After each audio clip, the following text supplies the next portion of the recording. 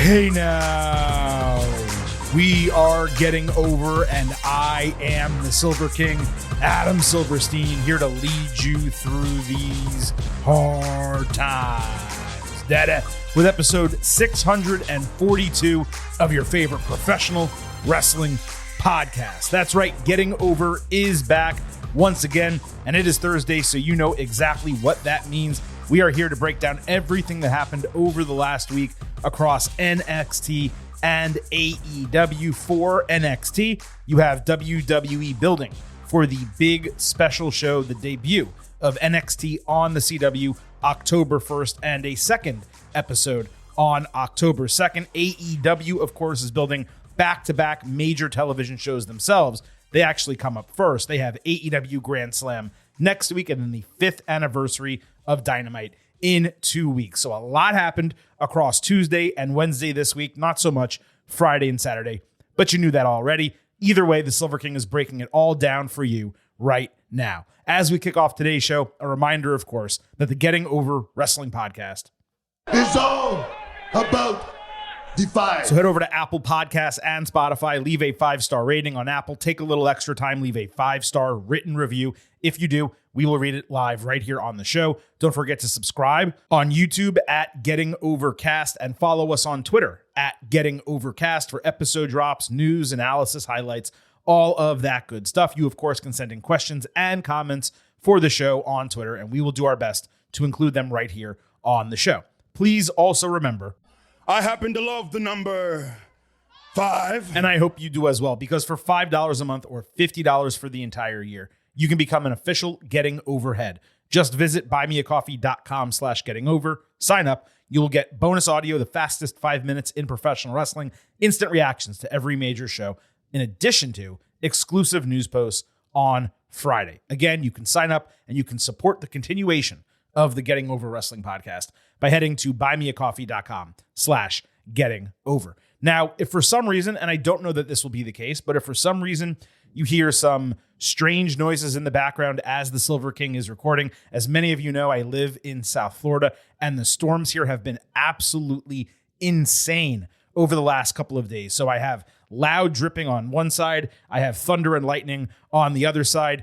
We still tape from home. Obviously, we're not in a full-on recording studio, so I do the best I can to clean up the audio for every episode. But if you hear some random booms and bangs and drips kind of in the background, just remember the Silver King is doing the best he can to provide you with as clean an episode as possible. Now, as mentioned, we have a ton to get to when it comes to the daily happenings of NXT and AEW. What happened on Tuesday's show, what happened Wednesday on Dynamite, of course, Collision and Rampage from the weekend as well.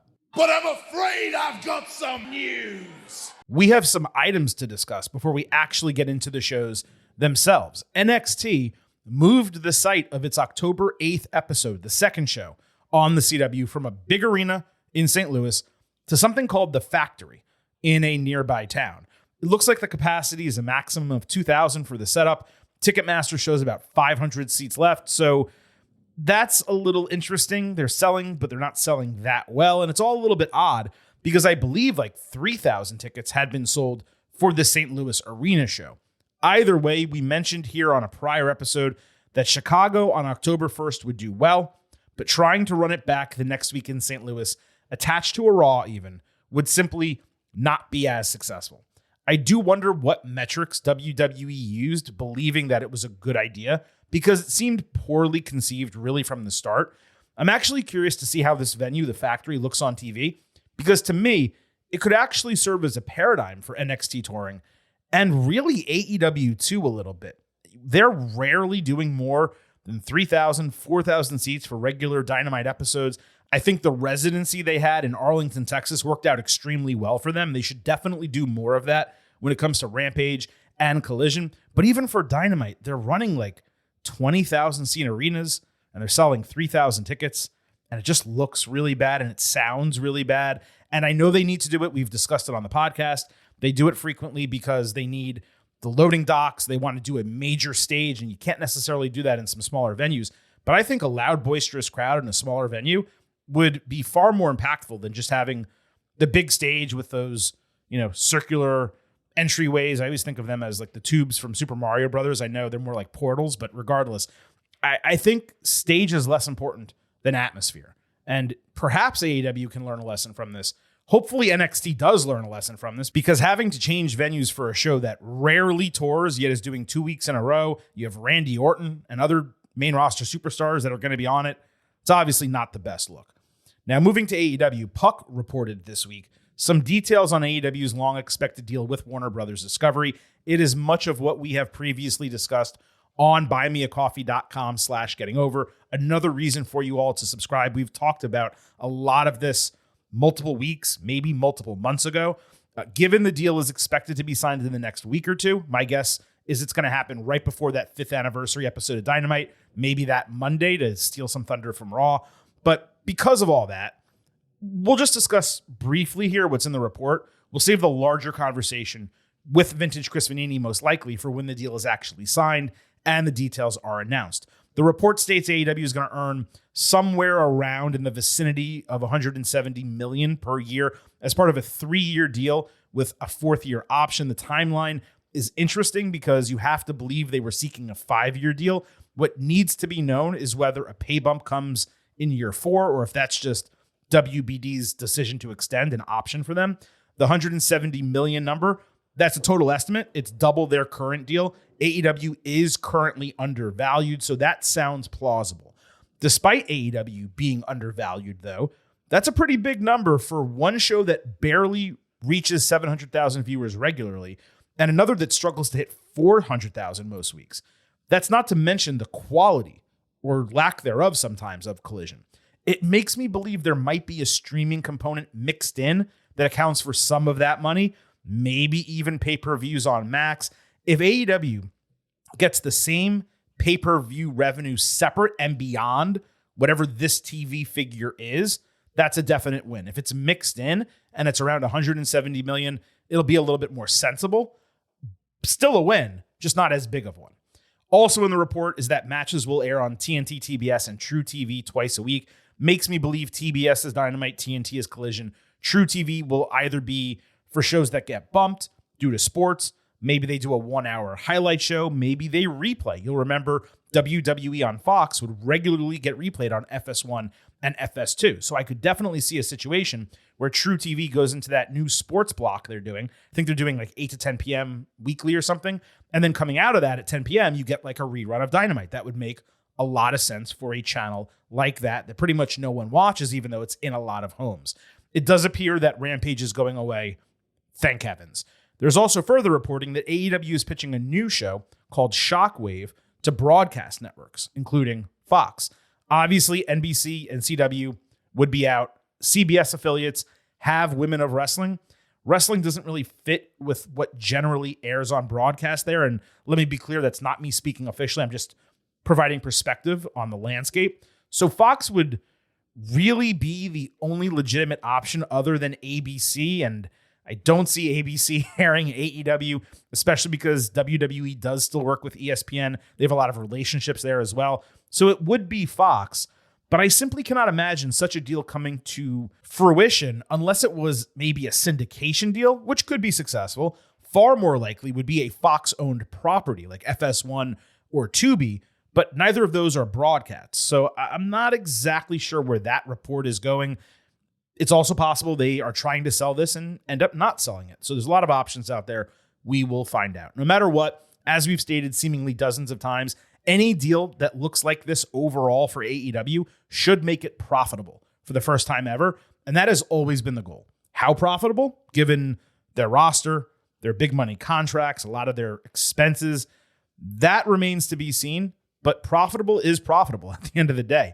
And getting $170 million a year plus ticket sales, merchandise, potentially other media rights, maybe including pay-per-views, I'm a little iffy on that. That would be a win, though, for AEW. Maybe it's not as big of a win as they thought they would get coming out of doing 1 million viewers and double the demo and selling out Dynamites regularly, or if not selling them out, selling 7,000, 8,000, 9,000 tickets regularly. You know, the business has changed significantly since that time. They are cold. It's straight up. They can sign a $170 million deal and remain on TV and be profitable and all that, but they can still be cold. And that's pretty much the case for the brand right now. They just came out of All In and All Out. They had a really nice rating for Dynamite last week. We'll talk about the ratings at the end of today's show based on when we're taping it. My assumption is we'll have that data to cover after we break down the AEW segment. But, it's not like things shot up to 800, 900,000, a million. They're still waiting in that 700,000 zone in the twos for a demo. And that is cold comparative to what AEW had done previously. So this is a seemingly great deal on the surface. The details that are out there right now, we will discuss it in much greater detail once it is officially announced. And of course, we will try to have Vintage Chris Vanini here on the show to break all of that down as well. Now that we've covered the latest news for NXT and AEW, let's go ahead to breaking down the shows themselves. As always, we will start with NXT, and then we will move to AEW. There are timestamps in the episode description, so as always, you can check those out and skip around if you desire, but I sincerely hope you listen to the entire show. Starting with NXT.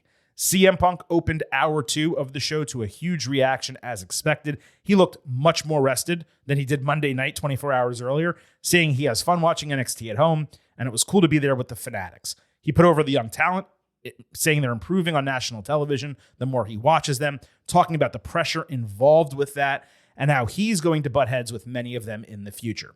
Punk said he begged Shawn Michaels to be part of NXT because it was making its CW debut in Chicago, and HBK said he could do whatever he wanted on that episode. Just then, Roxanne Perez interrupted with Punk exclaiming, "You gotta be kidding me," that someone like her was interrupting him. Perez said her 13-year-old self would be freaking out sharing the ring with her favorite wrestler, but she always preferred his wife. Loud AJ chant. Punk seemed to appreciate that. And then just as it seemed like the vibes were still good, Roxy said she finally realized something. She should have been a Drew McIntyre fan the entire time, and he probably wants to be there in Chicago for a moment of glory before Drew ends his career. And she doesn't want him there because when she beats Julia and becomes untouchable, Chicago is going to become her town. Then she quoted him, "Tell me when I'm telling lies, and I'd rather be hated for who I am than loved for who I am not." Punk said he appreciated an overconfident champion more than anyone, but he had chips on his shoulder that were the size of her. He suggested Roxy might be the best in WWE, thinking she's going to fit in really well on the main roster with Bianca Belair and Io Sky on Raw, but he said that won't matter if Julia kicks her ass. Punk clarified he was not actually there to talk about Roxy or Julia, but nevertheless, Julia's music hit anyway. She got right in Roxy's face, saying the countdown is on, and she has 2 weeks left as champion. Perez went to use the title, but Punk stopped her, and Perez just kind of got angry at him, and they did a face-off with Punk's arm right between both of them. Don't get it twisted. There were a lot of positives here. But it lasted 15 minutes, and it probably had content for 10. It kind of went nowhere in parts. We never got an announcement from Punk in this segment. It seemed like it was a purposeful delay with it coming later in the show. Punk's involvement here was not necessary, but it also added some gravitas to the feud, him knowing and respecting and wanting to watch both of them wrestle. Roxy was clearly nervous being in the ring with him at the beginning, but she also had the 3 best lines of the entire segment and definitely cut him down a peg. And that was fun to see from a 22-year-old, comparatively diminutive woman, right? The McIntyre line was perfect, tied in an active WWE storyline. It also maybe gave us a tease of what might happen when we get to that show on October 1st. All in all, I thought it was super successful, but it was also kind of flat in parts and a little bit longer than it needed to be. NXT actually opened with Ava in the ring for a contract signing. She announced Sexy Red will return on October 8th in St. Louis alongside Randy Orton, competing in an NXT ring for the first time. Orton, not Sexy Red, just to be clear. Separately, announced later in the show, was A-Town Down Under challenging for the tag team titles against Fraxium. Back to Ava, she also announced a street fight between Wesley and Zach Wentz, plus CM Punk and Miz TV, Roxanne Perez against Julia for the women's title, and Ethan Page versus Trick Williams for the men's title, all on that October 1st show. Trick talked his talk but didn't say much. Ethan egged on the crowd chants and recalled his shocking title win, denying accusations it was stolen. Trick got in his face and ate Ego's edge through the table to end the segment. Page was excellent on the mic here. Williams was okay. One of his weaker segments. Ultimately, the contract was never signed, which perhaps created an opportunity to add a stipulation. That's what I thought. Maybe they would sign it next week. That would all have made a lot of sense. Ava and Trick were later incensed in the training room that the contract didn't get signed, promising it would get done before the end of the night. So Tyrese Halliburton of the Indiana Pacers, he was in Ava's office later. He asked, hand me the contract. I'll go ahead and get it signed. There was a fun interaction between him and Robert Stone as well. Hallie came out with a mic for the main event, showing his Pacers teammates in the front row, saying he was going to get the contract signed. He also took a shot at the Orlando Magic when some of the fans booed him. Trick said he was going to get his gold in Chicago, just like Hallie did when he went to Paris. And shout out to the NXT crowd, because some of them, not all of them, but some of them chanted, "You did nothing," because Hallie was benched for basically the entire Olympics. Paige said he'd be like the Boston Celtics, while Williams will be the Pacers, watching him carry the championship, the brand, and the company. The contract got signed. Hallie went to leave, only to double back, saying, actually, there was one more thing. Hit the music. And of course, Cult of Personality blasted for the second time. Punk came out. He took a shot at Perez, and he said, this match will determine the entire future direction of NXT, and it needs something special, like a special guest referee, so he will take that role. Punk said his only rule is that they will listen to him, and since that's the case, they could start fighting right then if they wanted. So Paige and Williams brawled. Punk egged them on. Tons of officials tore them apart. They were screaming at each other. Punk was standing between them with a huge shit-eating grin on his face. And obviously not mentioned was the brief time that Punk and Paige were at odds in AEW, which kind of could have factored into it if they wanted, but of course, they didn't want to bring that up. I thought it was a smart way to get Punk involved in the main event of a show in Chicago. My expectation will be that he opens NXT and is seen a few times backstage on October 1st to kind of retain audience. It is also my expectation that McIntyre shows up. Maybe he hits Punk with the Claymore or a weapon, somehow helps Paige retain the title. It would make a lot of sense, especially given this show is only going to be like 4 days before WWE Bad Blood. So I could see Punk getting up on McIntyre Monday, McIntyre getting a lick back Tuesday, and that brings them into Bad Blood. I just think it would make a lot of sense for them to do that. Really, the only negative is that this is now going to be the main event, as opposed to Roxy Julia, which I, and certainly a segment of fans, obviously would have preferred, and they've wanted it since Julia debuted. Maybe that would be the case on a PLE, but given the cachet of Punk, it being the CW debut in Chicago, I do ultimately understand the decision. It's just disappointing because this is a monumental women's match for the brand. We've already seen, Paige and Trick before. We'll save predictions before, the show that gets closer to it. I don't know that both of these titles are changing hands like a lot of people think. Halliburton was fine. He's a dry personality, and I'd rather have Jalen Brunson in these spots. But getting the pro sports rub is always positive. He handled himself well. I did not expect to see more Pacers there in the front row, though honestly, the only one I noticed was Obi Toppin because he was on the Knicks. Anyway, a lot of star power, a lot of heat coming out of the way Paige and Williams were jawing at each other. It should ultimately make for a good match on October 1st. Javon Evans and Cedric Alexander approached Ava looking to shoot their shot about a match of some kind in St. Louis. Obviously, I thought they were just going to do an angle to get a tag team title match or something like that. Instead, Orton, during NXT, tweeted that he would be fighting Javon in St. Louis, which is absolutely effing wild. Orton won his first world title in WWE days after Evans was born.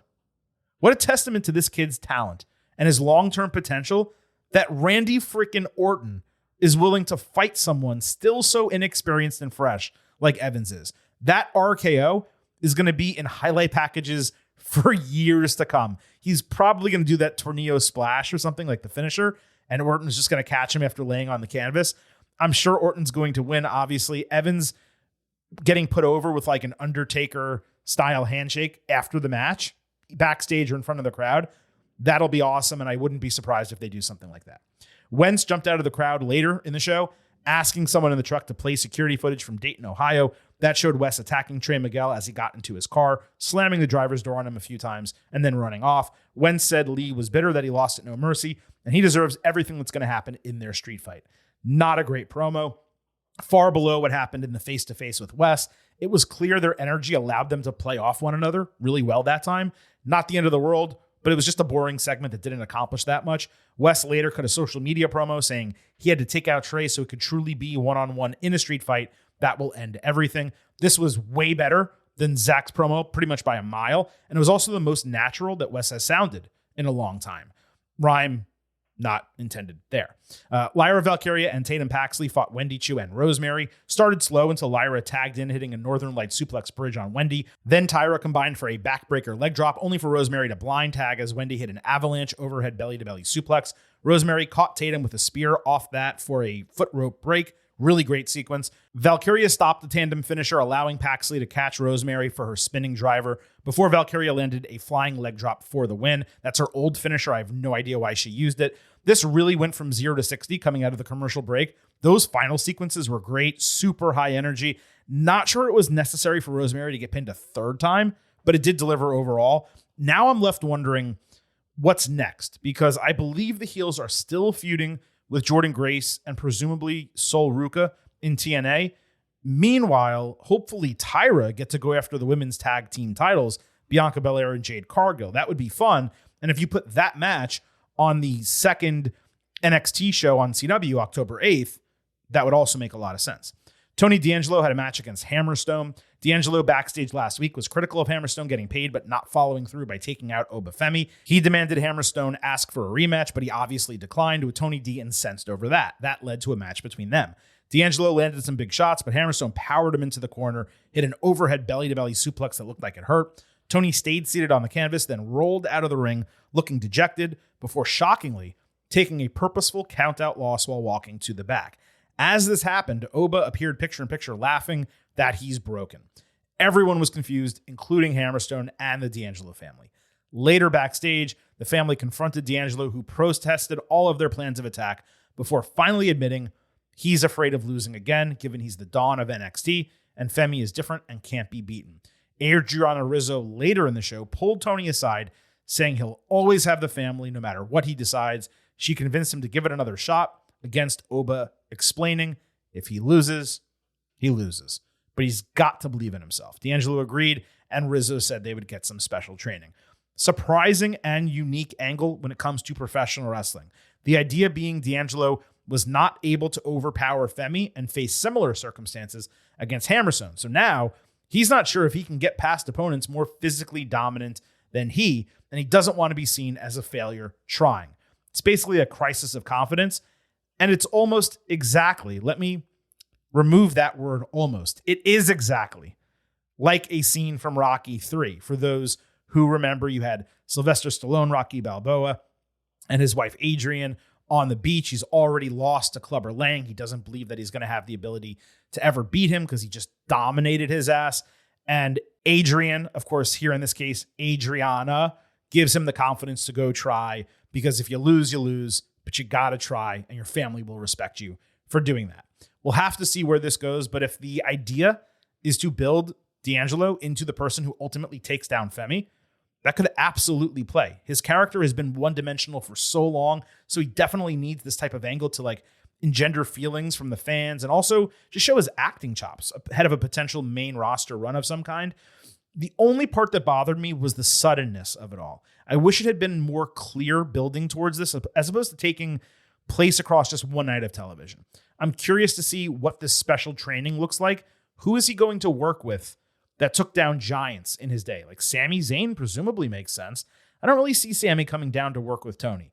Johnny Gargano would be perfect, but he hasn't exactly toppled giants, and D'Angelo's not that small. So we'll see. The other positive is that it really puts Oba over as something special if one of the other upper mid-carders is legitimately scared of him and what it would mean to lose to him a second time. And I thought that was pretty cool.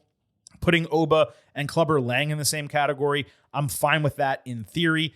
Clubber was kind of flash in the pan. At least that's how I always thought he was presented in Rocky. He won the title in a big moment, and then Rocky just beat him, right? And it was over. And he regained his championship and went on to, of course, Rocky 4. So I'm just kind of iffy on putting Oba in that role and then potentially having him lose, and then what happens after that. But NXT also needs to get it out of its head that Oba can't lose, because at some point, big men need to lose. Mark Henry lost. The Big Show lost. The Undertaker lost. Kane lost. All these guys have lost. And you can't have Obafemi. I mean, I guess you could, in theory, have him go undefeated in NXT, go up to the main roster, and then take a loss eventually up there. But you really shouldn't have this guy just be a completely undefeated, dominant guy who maybe doesn't lose the North American Championship, or when he does lose it, it's in a triple threat or a fatal four-way. He doesn't get pinned. Then he goes and wins the world title or the NXT title. Maybe he doesn't lose that. Like eventually someone needs to beat this guy, right? And by putting him in the Clubber Lang role, I'm just hoping that they have a plan if he was to lose coming out of that. Charlie Dempsey in the NQCC dojo was proud of Tavian Heights for making a name for himself in Japan, but he said the focus now needs to be on winning tag team titles. Ren Sinclair interjected again with Dempsey saying she needs to calm down and she similarly needs to make a name for herself if she truly wants to contribute to the group long term. Fun stuff with all of them as usual. JC Jane obviously talked some shit backstage before her match with Lola Vice. Fallon Henley also called out Jada Parker before Jane came back saying Kalani Jordan has been ducking them, which is obviously not true. In the women's locker room, Lola and Jada got heated with Vice, making it clear she did not want her help either. Lonnie backstage later said that she knows she has a target on her back, but she'll be defending the title against women who excel in the ring. Then Sinclair came up and slapped her across the face to create an opportunity for herself. This slap, I mean, it wasn't as good as Jada's on Roxy a couple weeks ago, but it was what do five fingers say to the face? Slap, bitch. Like, it was that type of slap. Smacked the shit out of her. Kind of cackled seeing it live. This was probably the most I've believed in or cared about Fatal Influence. And yet, that interest was still really limited. The group just does not work. Fallon is so miscast in this role. It is crazy. JC is not being helped whatsoever, doing the exact same thing that she did in Toxic Attraction and then did after Toxic Attraction. Zero character growth from her. Sinclair stood out again with her personality. I actually think a match with Lonnie would do both of them a lot of good. I still hope Lonnie drops the title sooner than later. It is going nowhere on her, and she is doing nothing with it. Evans and Alexander fought NQCC in a tag team match. Heights had some really strange gear. Half black, half white, right down the middle, with separate boots and a black leg sleeve with Japanese letters on it. I have no idea what he was thinking.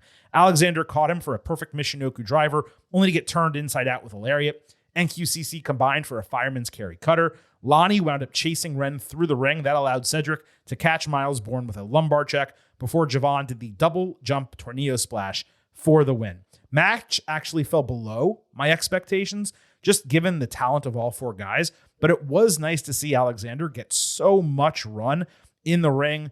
And obviously, he didn't get the win, but he really set up the win. He continues to remind that he can go, and he can be a valuable asset when utilized properly. Javon obviously needed the win because he's fighting Randy Orton, and he was shown Randy's tweet on the big screen after this, which led to a light celebration.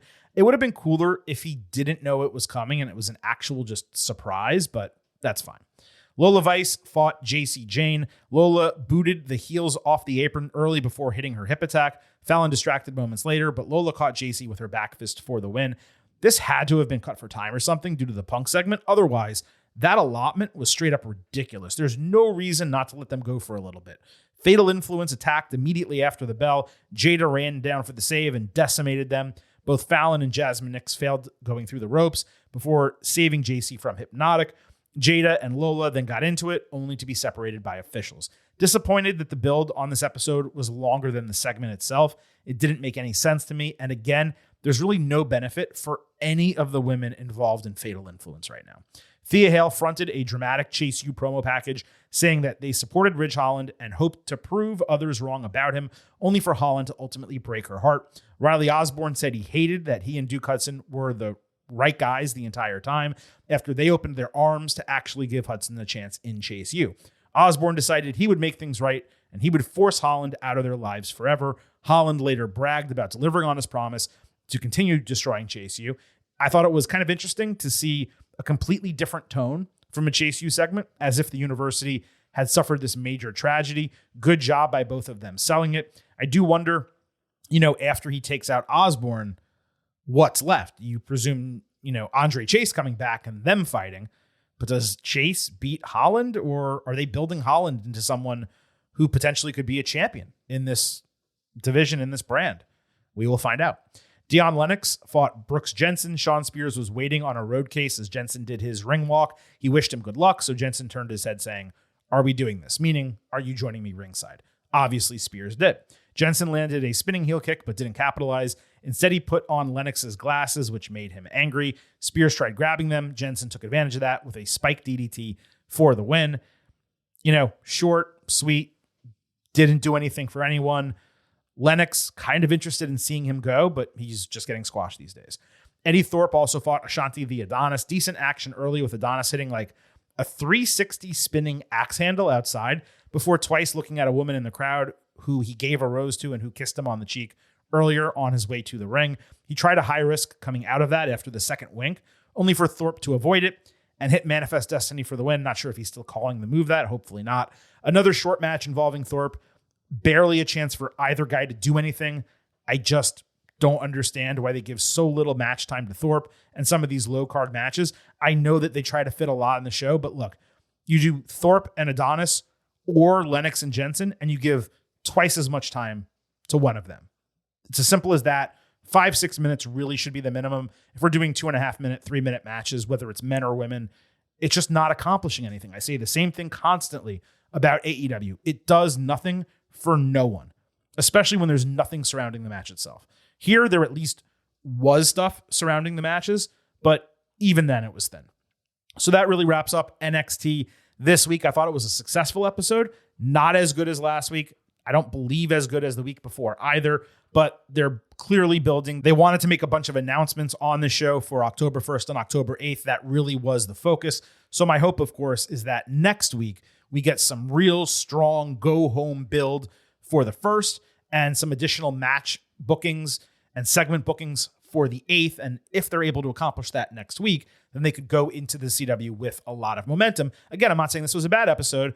I just don't think it had the same momentum coming out of it as we got last week from NXT, which I thought really was a great episode. Moving over to AEW, of course, we are going to break down everything that happened across Dynamite, Collision, and Rampage. First, a few brief words on Dynamite. It really did not, for me, feel like a go-home show for a major event, at least not the first hour. It did hit some keynotes in the latter half of the show, but even so, it left a lot to be desired, even though there were two really strong matches on the show itself. I would say out of the 5 hours of AEW programming this week, one of them was really good. Hour 2 of Dynamite. Hour 1 was okay, and of course, you know what I'm going to say. Collision, Rampage, forgettable, worthless. You pick the adjective. Again, it's just not what you want when committing this much time to wrestling. Regarding the matches, there were 6 relevant, 13 not relevant when it came to storylines or context building stuff. That's 32% rounded up.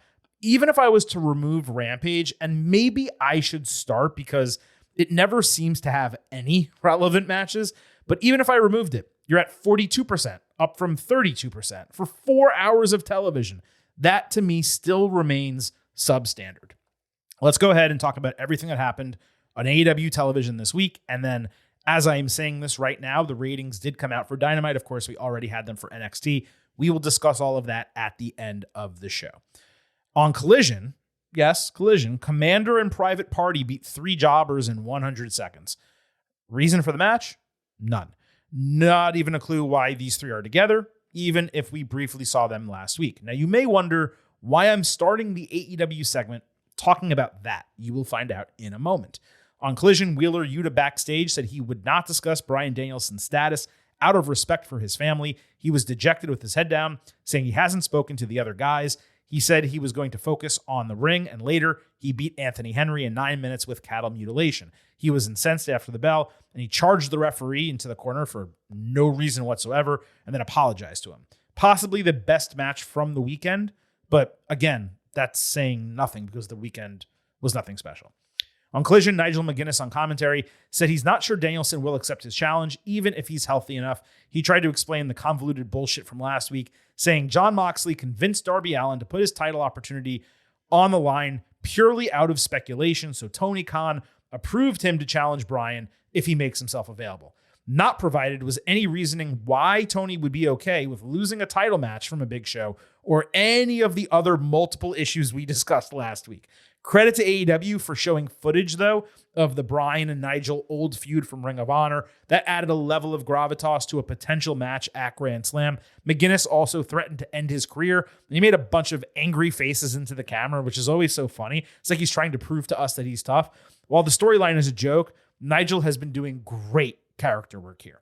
On Dynamite, Excalibur, during the first match of the evening, told us the Mox Darby match was happening as a consequence of Bryan Nigel being set, which was obviously incorrect, confusing, nonsensical. Again, AEW not being on the same page storyline-wise.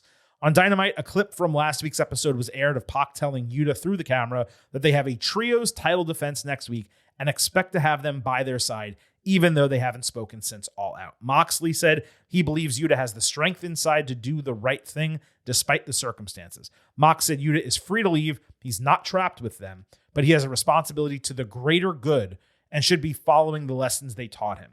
Yuta was later interviewed live. He said Danielson taught him to be yourself, even if others around you change. And he said he will defend the titles with them because that's what you do when you hold a title. And he always dreamed of holding a title in AEW, even though it's only been around for 5 years. Kind of forget that they are trios champions. I didn't remember that was part of the entire storyline, but I do think it's a unique dynamic of having 2/3 of a championship team turn on someone in a decision the other person is clearly against. What I found interesting is that they were speaking about a general trios title match without there being a challenger or a number one contendership or anything. It's not like they had this long planned match where we were wondering what the hell would happen. Will Yuta join them to defend the title?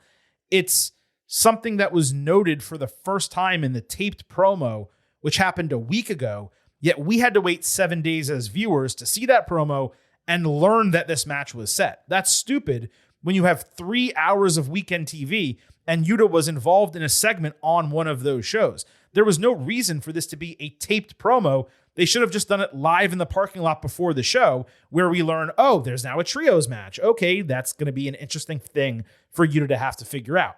Why was Yuta not asked about that on Collision or Rampage when it was set last Dynamite? You understand what I'm saying? Later on Dynamite, we found out the trios title match was an open challenge.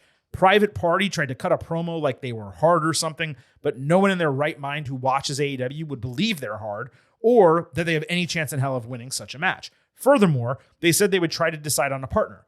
But Commander was established as their partner last week and then again in the nothing match over the weekend.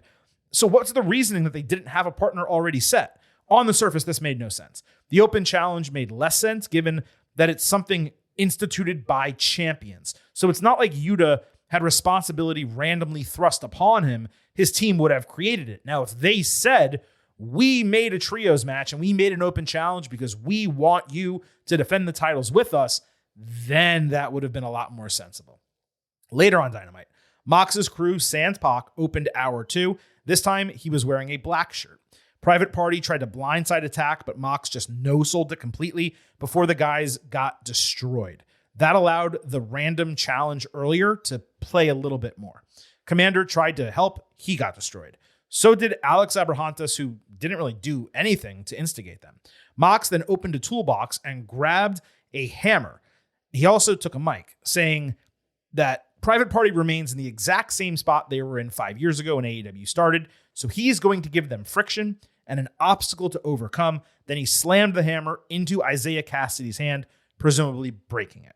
That angle of Mox trying to force some of the AEW originals that have not progressed to step up their games through trial by fire, that could be pretty damn interesting if they execute it properly and they do it long term up and down the entire roster. After like 10 minutes of this, Darby finally attacked Mox down the ramp to save these other quasi-baby faces. He attacked them with a skateboard. After one shot, they wound up in the ring and stood off from one another, not fighting. Allen eventually swung the skateboard again, but Mox dodged it. Darby then grabbed the mic. He said he's not the same guy from 5 years ago. He'll run through Mox at Grand Slam and he'll win the AEW championship in his home state at Wrestle Dream. That plays into what we were talking about with Private Party. That said, we never found out why the heels were out there initially. Strong moment for Darby individually. The rest of it I could have done without, unless that's actually going to result in something meaningful, and that is to be determined. Here's my question. does all of this have strange undertones to anyone else? Now, I know Mox's gimmick and group is a takeoff of Russell Crowe from Romper Stomper, presumably without the specific aspects that make that problematic.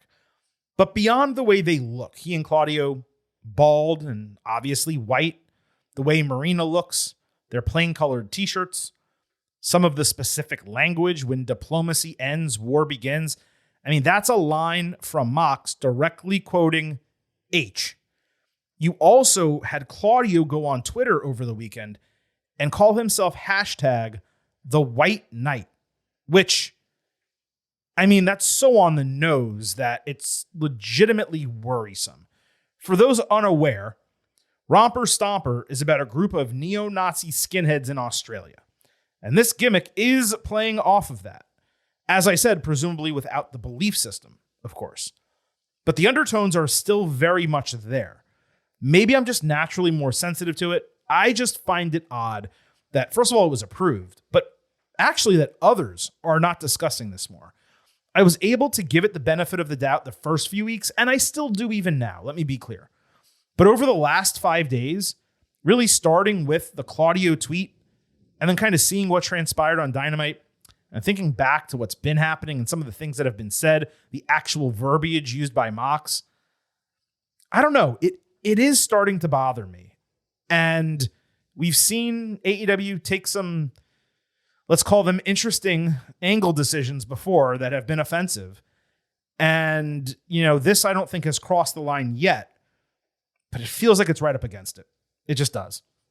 On Dynamite, Christian Cage backstage announced Nick Wayne had a random 4-way match on Rampage with a goal of Nick eventually winning his own title. Then he made Renee announce him as the reigning, defending, undisputed next AEW champion, saying he would take the title before Mox. Kip Sabian showed up behind the scenes, so Christian verbally abused him, ran him down, saying he doesn't give a shit about his dead dad.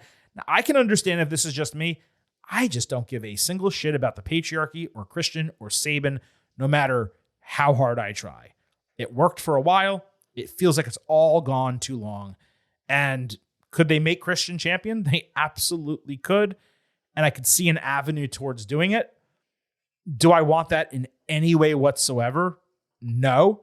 And if he fails the cash in, then what was the point, right? So we'll just have to see how it plays out. On Dynamite, Hangman Page entered for an interview, and AEW made an aesthetic choice to turn the lights down rather than put a spotlight on him as he walked the ramp. So he was walking in the darkness and in the shadows. The ring was also darkened with like an orange tint. And I thought this looked incredible. It was so unique and fresh, made him seem like a total badass. And then they start the interview, and the bright lights just shoot right back on. And I was super disappointed. I wish they kept it like that for the entire segment, similar to what they did with those House of Black open house matches, right? Where they had the cool graphics in the crowd and the lights were darkened and you could really just see the ring. I don't know why they go away from stuff like that. That is legitimately different. This was way better than like just by the most close comparison I can provide, the closest comparison I can provide. The Fiend matches being under the red light. I hated that. It was ridiculous. But if you have Paige cut a promo or do an interview with like an orange tint and a darkened light, and you tune into that show and you see this angry cowboy talking, you're going to get intrigued and your eyes are going to say, wait, hold on. Don't flip the channel just yet. I want to see what they're doing here. Instead, you have this guy really, really angry. Okay, it's time for the interview. Bright lights on. I thought that was a huge mistake. Hopefully they make a change there. Anyway, Page continued ranting about Swerve Strickland and people who support him, including Tony Schiavone himself. He started backing Tony into the corner when Jeff Jarrett saved. Hangman kicked his ass before tons of security. Jay Lethal and Satnam Singh, remember him? They separated them. Jarrett grabbed the mic, standing up for Schiavone, saying everyone backstage wants to beat Hangman up. Then he promised if it's the last thing he does in his entire career, he will kick Page's ass. I totally believe, let me be very clear, I totally believe 57-year-old Double J is going to kick the ass of a guy who just set Swerve's house on fire, dropped him on a cinder block, stuck a needle in his mouth, and cracked a chair over his head. Sarcasm aside, it was a nice pull apart. There is some heat between these two, so a hardcore match of some kind would probably hit quite nicely. Jarrett has been far better in this grizzled veteran babyface role than pretty much anything he has done beforehand in AEW. I just wish that group was no longer together. It really doesn't work now with Jarrett being a babyface. On Rampage, Konosuke Takeshita beat Action Andretti in 12 minutes. This was the main event. It went far too long, just given Takeshita is supposed to be a dominant standout performer. On Collision, Andretti was pissed off and angry at everyone for having enjoyed their dinner. Top Flight went to dinner and they had a good time. He was angry about that. He pointed out that they all lost title opportunities or big matches over the last week. And then he cried about not fighting and beating teams like House of Black. Layla Gray said they need to get it together. He agreed, threw some food at a trailer, and then stormed off. I like that they're doing some character development with all of them. That's a positive. And while it probably wasn't purposeful, it also did speak to the absurdity of them all getting these opportunities despite never winning anything. Hopefully they use this to back out of the stupid pilot and flight attendant shit. But at the same time, my level of care for this burgeoning faction, it's minimal at best. But at least this is something that is somewhat interesting.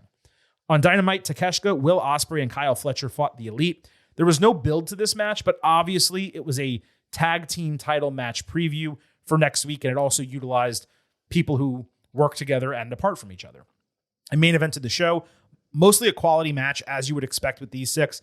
Ospreay hit phenomenal forearm, handspring double heel kick, and a standing sky twister off a hot tag. He ducked a Rainmaker, but ate double super kicks and a hanging double stomp that was caught midair into a Liger bomb. Hell of a spot by the Young Bucks there. Ospreay and Fletcher hit a bunch of offense. Takeshita then countered Rainmaker into Blue Thunderbomb in a really sick sequence. Ospreay hit Hidden Blade to take out one Buck before he combined with Fletcher for the Aussie Open turnover tag team finisher to notch the other. Takeshita refused to shake Ospreay's hand after the bell, despite them being on the same side. Excellent match that was booked for too much time, but it was fantastic in the third and final portion. It was the best the Bucks have looked maybe in a year or longer. Takeshita and Okada, of course, were great together. Ospreay and Fletcher rekindled some of their tag team coordination. If it was better throughout, I would go with a higher grade. I don't give like an A match to something that only hits for half the time or a third of the time, but this was solidly 4 stars A-. It was AEW's match of the week by a decent margin. I don't have much additional analysis to do because there was really no extra storyline around it, but it was a nice preview for next week's title match and maybe a preview for Takeshita and Okada as a feud for the Continental title. Takeshita beating Okada for that strap would make a ton of sense, and I hope they actually consider doing it. On Rampage, Conglomeration beat Dark Order in 10 minutes. On Collision, Hologram and the Conglomeration beat the Beast, Mortos, and Premier Athletes in 11 minutes. So that's a third group that Mortos has now aligned himself with during this short excursion. All losses, of course. An effort was made to explain that the first time, but nothing here in the follow-up. It was just random. Mortos speared Hologram after the bell, only to get taken out by Conglomeration.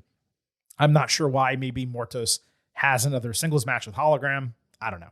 Showing highlights on Collision, AEW straight up lied about Chris Jericho beating Mystico in a CMLL match. It was a 2 of 3 falls match, and they said the third fall ended with Walls of Jericho. Mystico actually won this 2-1. It's one thing if Jericho was going to lie about it himself and try to create an angle out of it. Quite another for the company to do that with a partner. Really dumb and insulting in 2024 to an online audience. Learning Tree then attacked Cassidy backstage, putting his backpack over his head before Jericho hit the thick cloth-covered head of Cassidy with this tiny, thin picture frame. Orange sold it like he got hit by a brick. I don't even know what else to say about all of this. 0.0. 0.0, Mr. Blutarski. On Dynamite, we had Cassidy against Jericho. This opened the show. Jericho caught a tope suicida DDT attempt, countering with a catapult into the barricade before doing a backdrop of Cassidy through the timekeeper's table. Jericho later countered a tornado DDT into Walls of Jericho, but as Cassidy reached the ropes, Big Bill caught him with a boot before Kyle O'Reilly fought him off. Cassidy's back gave out on Beach Break, allowing Jericho to hit Death Valley Driver. Orange then hit 3 different DDTs, but Jericho countered Orange Punch with a one-legged code breaker. Cassidy countered Judas Effect into Beach Break, leading Brian Keith down to get thwarted by Mark Briscoe. Jericho randomly pulled out a roll of quarters. It seemed random in the moment, but Orange kicked him, caught the quarters, and hit Orange Punch with the quarters for the win. Now, I don't believe they explained this on commentary. I figured it out myself after the fact, but they really needed to say so. The reason why he pulled out a roll of quarters is because of all the change that was in his Bentley. So seemingly he gathered it up and brought it to a Coinstar and cashed it all in, except for a roll of quarters that he wanted to use as a weapon. I thought that was actually really freaking smart, but they just didn't really explain it or say anything else about it. This match went way too long, with Jericho probably dominating a bit too much, but that's really my only criticism. If they cut 5 to 7 minutes off of this, it would have been way better. It was the best Jericho has wrestled in a while, even if he's still moving like molasses these days. Cassidy picked up another win over a legitimate name. Will anything come of that? Tough to say, given the way the title picture is set up right now. It also feels like a trios match between the sides is coming, when I bet most kind of just want this feud to end and be short-lived.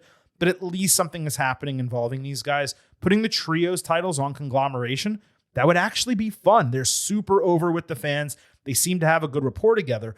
And if you have baby faces like that take the titles off a heel trio, well, they're going to get super over from it. So just something to think about. On Dynamite, Ricochet fought Mortos. Ricochet was his high-flying self throughout. Mortos caught him on a tope with an apron powerbomb in a great spot, then caught him again later with a pop-up Samoan drop. They botched another tope that was supposed to play like the first. It ended with a Canadian Destroyer ringside. Mortos took a hard bump on the upper shoulders. Ricochet hit a springboard 450, but took an avalanche press slam. Ricochet came back with a gnarly crucifix bomb and his vertigo finisher for the win. This was the second best AEW match of the 5 hours this week. 3.75 stars B+. I still don't like Ricochet doing his basic vertigo finisher when he's a high flyer who can do spectacular stuff. Vertigo is like the least interesting thing he did in the entire match, and I don't know why you would end a match that way when he's doing all this flippy cool shit. Also, why do all the flippy cool shit if the move that is most impactful is just a regular standing move in the ring? It doesn't really play. It doesn't make sense together. Ospreay later backstage pulled Ricochet aside, making amends for it getting heated between them. Ricochet stumbled a bit, saying Will doesn't need to be sorry, but he didn't like being told to get his wins up when everyone seems more worried about him than they are about Ospreay, which is just not true. Then he informed Will that they will be fighting for the international title on the 5-year anniversary episode of Dynamite, October 2nd.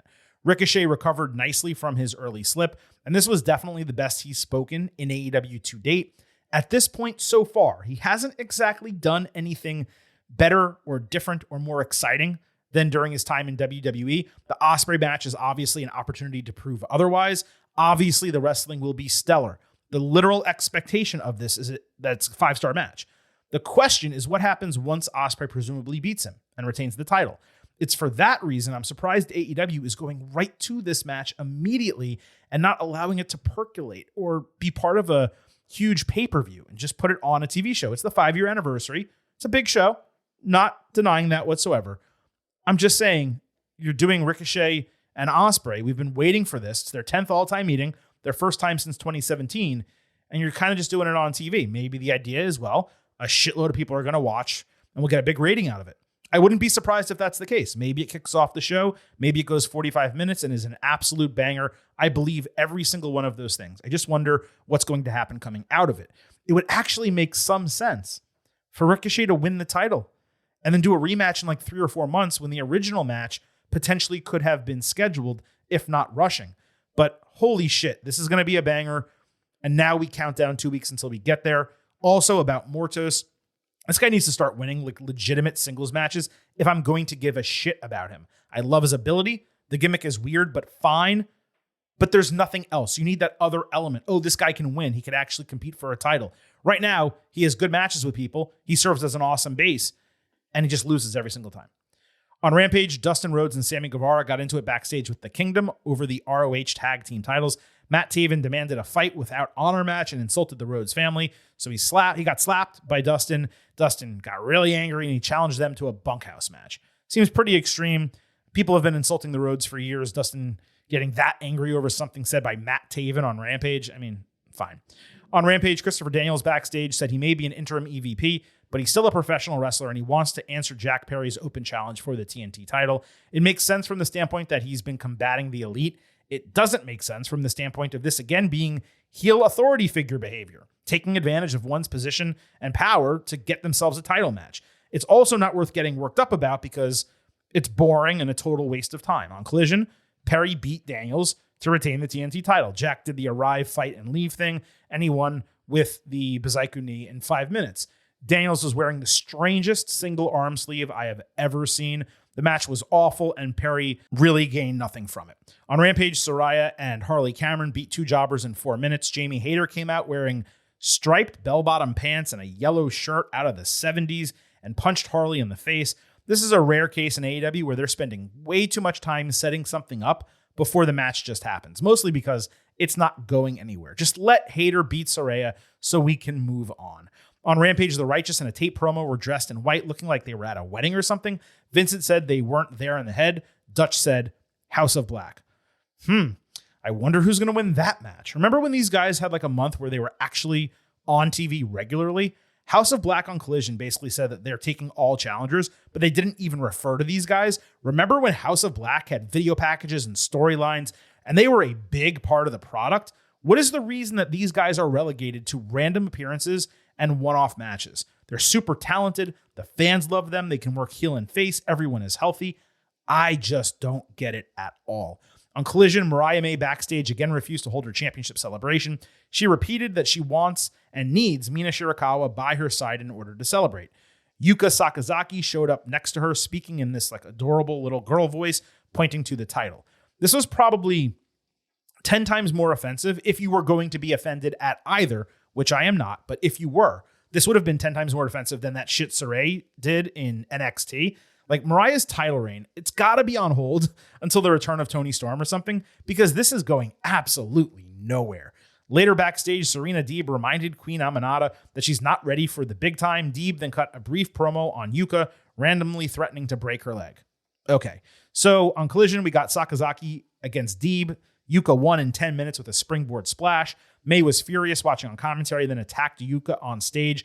Yuka stopped the Storm Zero attempt and super kicked Mariah before holding up her title. So I guess she'll get a title match despite wrestling 3 AEW matches this year and only 1 in the last 5 months. The crowd loved this, credit where it's due. She got a really nice reaction in the match and during the attack. On Rampage, Camille beat Robin Renegade in 3 minutes. No Mercedes Moné by her side. Nothing interesting happened before, during, or after to make us give a single shit about Camille. On Collision, Queen Aminata beat Renegade in 3 minutes. She scoffed at Deeb, having seen her lose right before this match happened. Serena took out her knee in an attack after the bell, so obviously I figured they would be fighting soon. And they did on Dynamite. We had May and Deeb against Sakazaki and Aminata. Cool that this match had competitors from England, Japan, and West Africa.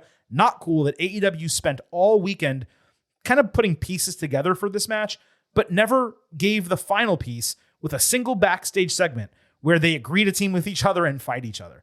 Yuka suplexed Mariah into Serena. They all did German suplexes on each other. Shivani told us everyone loves Sakazaki. She again hit her springboard splash on Deeb, only for May to blindside her with a title for a disqualification. So May is so angry at her, even though she's not the one about to take the fall. She hits her in the head with the title to prevent Serena Deeb from getting pinned.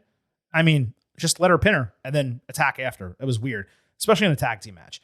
Mariah then hit Yuka with the strap 5 different times, and I guess a cue was missed because her music didn't play or anything. The segment just like ended and petered out. Then we heard from Mina in a tape promo package. She said Mariah has changed, and while she doesn't like what she's become, she misses her. Shirakawa said that she will be there to celebrate with her soon. Mina and her relationship with Mariah, that's obviously going to raise the rent on whatever this storyline is becoming. But as I said a bit ago, to this point, it really just feels like they're moving in place until Storm comes back and wrecks May's shit. On Collision, the Outrunners got an 80s-style workout vignette, bad audio and all purposefully. It was nice, but it was really short. On Collision, FTR beat Grizzled Young Veterans in 11 minutes. This was the main event. Solid tag team match without much note. Dax Harwood won via sharpshooter on, I believe, Zach Gibson. Then FTR took a high-low after the bell, only for the Outrunners to save, I guess, an even 2-on-2 fight. Slightly disappointed at the winners, given GYV could have used some momentum just coming into the company, and FTR basically wins every non-title feud. A cheating victory and a post-match attack ahead of the Outrunner save would have been far more effective. FTR then did the 80s grip handshake and a pose down with the Outrunners after it was all over, and I repeat, this was the main event of the show. On Collision, Bang Bang Gang beat Cage of Agony in 10 minutes, as one would expect. The Guns hit 310 to Yuma before Juice Robinson did his front DDT for the 1-2-3. Boring and frankly, a bad match. On Rampage, Roderick Strong beat something named Beef, who was apparently cousins with Henry, in 8 minutes. The guy sweat all through his gray shirt coming to the ring. What the hell was the point of that? And then on Dynamite, Hook squashed a jobber named JD Inc., who had tattoos covering his entire body. Kingdom was on commentary, but said nothing and did nothing. It was a total waste of time. I just want to repeat, this guy had tattoos all over his body, and his name was JD Inc. On Collision, Anna Jay cut a tape promo about being back from Japan, ready for more. She was competing with Stardom for a bit. Anna basically challenged both singles champions, saying she's evolved and stuff like that. Not bad overall from Anna. Proof is in the pudding. Wouldn't mind her fighting Mercedes if she gets a couple wins and really deserves that opportunity. But her fighting Mariah would obviously be completely nonsensical. All right, so that wraps up AEW this week. As mentioned, the second hour of Dynamite, I was super into it. You heard me break that down. But the first hour of Dynamite, not as good. And certainly Collision and Rampage, once again, just completely felt like a total waste of time. Now, on the way out here, as mentioned, the ratings for AEW Dynamite did come in as we were taping the show. So let's go ahead and discuss the ratings from NXT on Tuesday, the ratings from Dynamite on Wednesday, and see if there's anything to compare. NXT on Tuesday did 677,000 viewers and a 0.21 demo. That is the highest viewership for the program since June 18th and the highest demo for the program since June 18th. So that is a significant rating for NXT. Obviously, it did have CM Punk on the show. And with Punk being there, I did actually expect it to jump back into that 700 range. But with it being football season, I know that there's no football head-to-head with NXT on Tuesday or Dynamite on Wednesday, but football season just seems to lower wrestling ratings across the board. My guess is fewer people are watching, Monday because of Monday Night Football. Friday, they know there's football going head-to-head with SmackDown, but also the weekend upcoming. I think fewer people watch, and therefore, because they're not as invested in the main shows, they're less invested in the other shows. That's pure supposition, just my guess. And it, again, is something I'm saying about NXT and about AEW as well. But again, 677,000 viewers, 0.21 demo, both highs since June 18th. Definitely a positive rating, even if it did not crack 700,000. What's interesting is the AEW Dynamite rating. 687,000 viewers and a 0.22 demo. So even though it's not head-to-head, and we always clarify on this show, Dynamite cannot beat NXT, and NXT cannot beat Dynamite because they don't go head-to-head. Now, they will on October 8th, but they generally do not. Different nights, different competition, all that stuff. It's why back in the day, Dynamite never beat Raw because it never went head-to-head with Raw. It never came close to beating Raw because it never went head-to-head with Raw. So that's why Dynamite and NXT can't beat each other. At the same time, you can compare the ratings numbers. And the fact of the matter is this week, Dynamite had 10,000 more viewers and 0.01 of a demo, 1/100th of a point higher than NXT. WWE's third brand, a developmental brand that, yes, did have CM Punk on it, but otherwise was developmental prospects and a mix of a couple of veterans. That is crazy close. We've previously seen this year NXT get a higher rating than AEW Dynamite on the same week. This week, NXT did have a higher rating than Collision and Rampage combined. We've seen that happen numerous times as well. But again, those shows, Friday night at 10 p.m. and Saturday night super late. You're comparing. It's not a beat. It's not a head-to-head win or anything like that. But what were we talking about earlier when it came to AEW ratings, especially for Dynamite? They're declining. They just have been regularly. This was the fourth time in the last 5 weeks they were below 700,000. It's the fourth time in the last 8 weeks they were below 0.23 in a demo. Those are not great numbers. Now, again, it doesn't matter that much because they're about to sign this deal with Warner Brothers Discovery. But when you look at these ratings for each of these shows and you notice it's 10,000 viewers and 1/100th of a demo different between them. And we know that NXT is getting around $35 million on the CW. And then you look at the AEW package that we just discussed and that number that's been bandied about, $170 million. Dynamite is the primary property there. Of course, there's at least 2 other hours of cable TV that is part of that, referring to Collision. There could also be specials integrated. There could be other stuff integrated. But that's why that $170 million figure just doesn't seem right. So either WWE got low value on NXT because they badly wanted it on a broadcast station, or AEW is getting ridiculously great value from Warner Brothers if that 170 is just for Dynamite and Collision, or more likely, maybe that number is not correct, or there might be additional items factored into that, streaming rights being one of them, maybe for AEW's entire catalog on Max, maybe a portion of pay-per-view money is part of that. We're just not going to know until we find out the deal that is signed. And again, we will have a full in-depth conversation when that ultimately happens. So folks, that wraps up our full breakdown of NXT and AEW. Next week, we have another normal week here on the Getting Over Wrestling podcast, which is a lot of fun for your boy because football season has really taken a lot out of me, especially because there were multiple pay-per-views and premium live events happening simultaneously with the beginning of the season. So another 2-show week. We will be back on Tuesday with your next WWE podcast.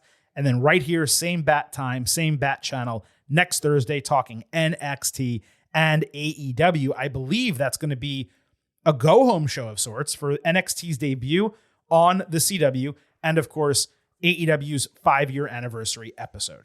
On the way out, allow me to hit you with some reminders. First, of course, that the Getting Over Wrestling podcast It's all about the five. So head over to Apple Podcasts and Spotify, leave a 5-star rating on Apple. Take a little extra time, leave a 5-star written review. If you do, we will read it live right here on the show. Don't forget to subscribe to us on YouTube at Getting Overcast and follow us on Twitter at Getting Overcast for episode drops, news, analysis, highlights, all of that good stuff. Please also remember, I happen to love the number 5. and I hope you do as well, because for $5 a month or $50 for the entire year, you can become an official Getting Overhead.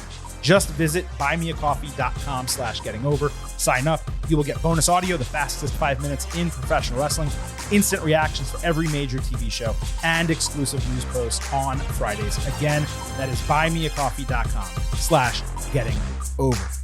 Thank you all for lending the Silver King your ear holes for this latest edition of Performance Enhancing Audio. It is officially time for me to sign off and leave you with just 3 final words. Bye for now.